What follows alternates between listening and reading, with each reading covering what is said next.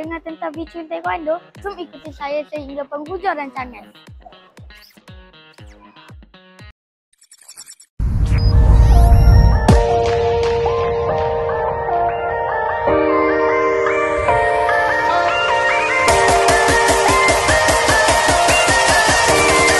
Hai, saya Nawan Kutan, kru TV PSS anda.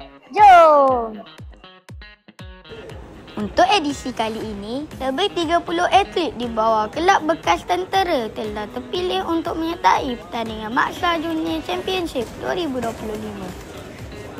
Seperti biasa, semua atlet berkumpul dan sesi warm up. Dimulakan yang diketuai oleh Sir Alif.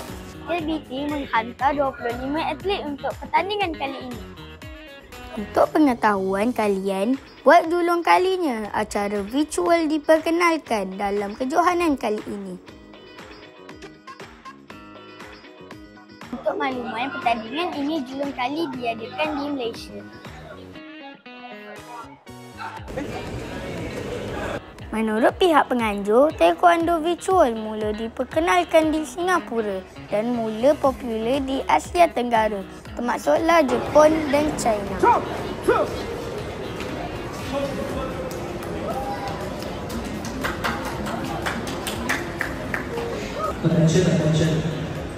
Sangat menarik dan seronok, ianya dikategorikan sebagai e-sport. Kini, atlet tidak perlu lagi untuk melawan secara fizikal.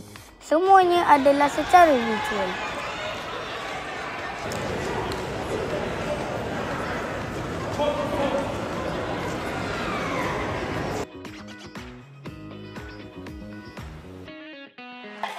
Ini hari kedua perlawanan yang melibatkan Kyurogi dan Fungsi. Jom kawan!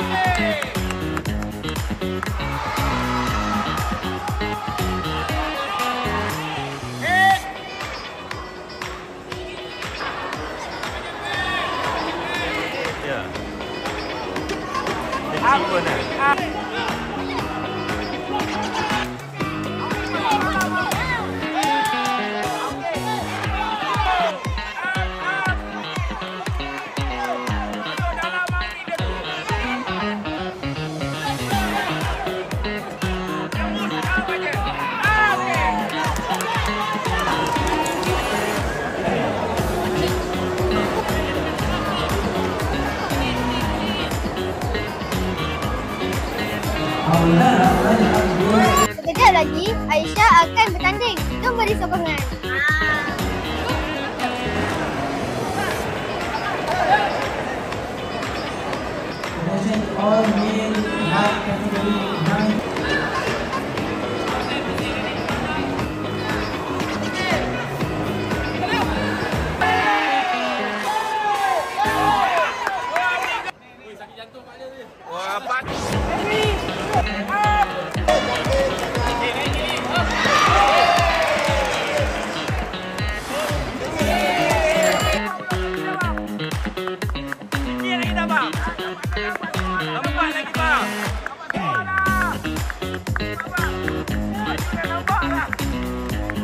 Syabas untuk semua pemenang.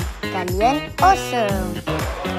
Tahniah untuk kelab bekas tentera kerana telah dinobatkan kelab terbaik. Hebat semua.